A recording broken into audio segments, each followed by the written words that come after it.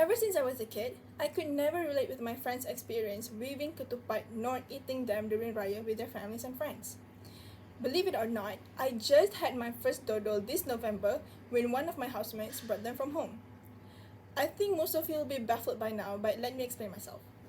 Both of my parents are from Borneo, which means that I am surrounded by both Sabahan and Sarawakian culture, which does not include eating ketupat nor dodol during Raya. Instead, we ate burasa, which is a Buginese food made from coconut milk and rice wrapped in a banana leaf. This might sound like I'm describing nasi lemak, but trust me, it's different. For this video, I will divide it into 5 parts. The first one will be prepping the banana leaves, cooking the rice, wrapping the rice into the banana leaves, tying the rice parcels, and boil the rice parcels all together. Let's get straight into it. The first step is to prep the banana leaves. Start by dividing the banana leaves into 2 equal halves by cutting it through the middle vein.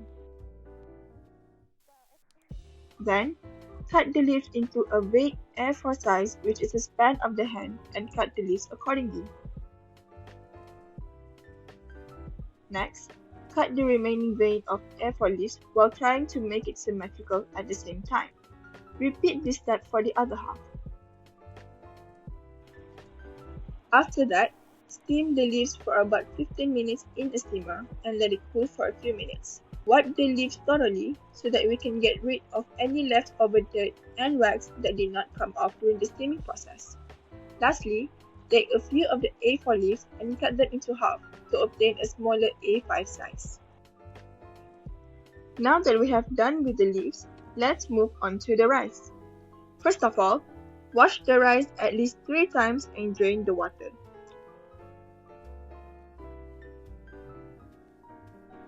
Add coconut milk and water into a wok and let it boil for a few minutes.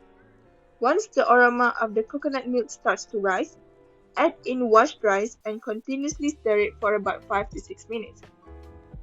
The reason why we need to continuously stir the rice is to ensure that the coconut milk is absorbed nicely into the rice. For this part, you can periodically add water in small amount if needed. Stir it until it is dry from done and transfer the cooked rice into a bowl. Let it cool.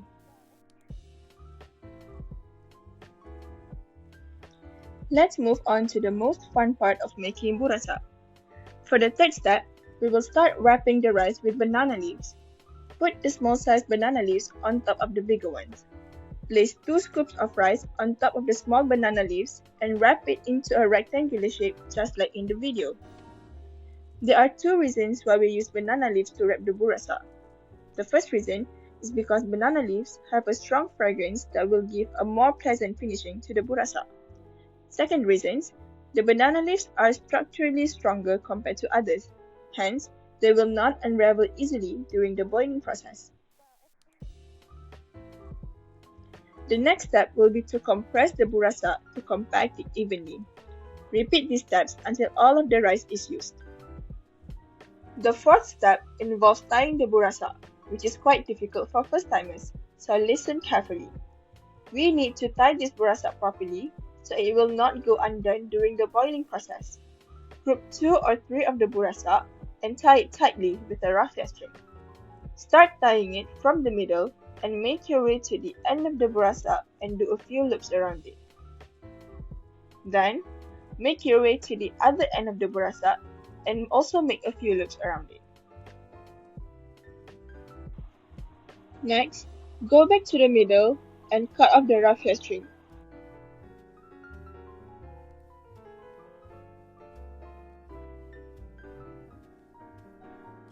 Then, do a bow knot twice. Alas, we now have arrived at the last step. Now that we have done tying all of the burasa, let's boil them.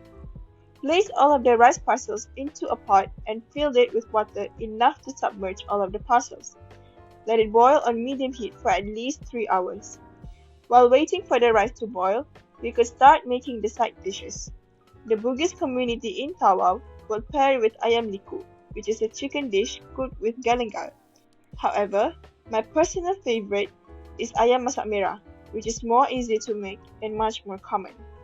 After 3 hours, Remove the parcels and drain it before letting it to cool. And voila! There you have it, a fragrant and delicious burasa. Burasa is a dish that will always have a place in my heart. It reminds me of the warmth and laughter as I made it with my family on the night before Eid, as well as the happiness as we all eat it together the next morning. And I hope I could spread this warmth to the people who are watching this. If you have the time and interested in Bornean culture, then I urge you to try and make this recipe because not only it is easy, but it is one step closer in appreciating our culture, especially for those who never set foot in either Sabah or Sarawak.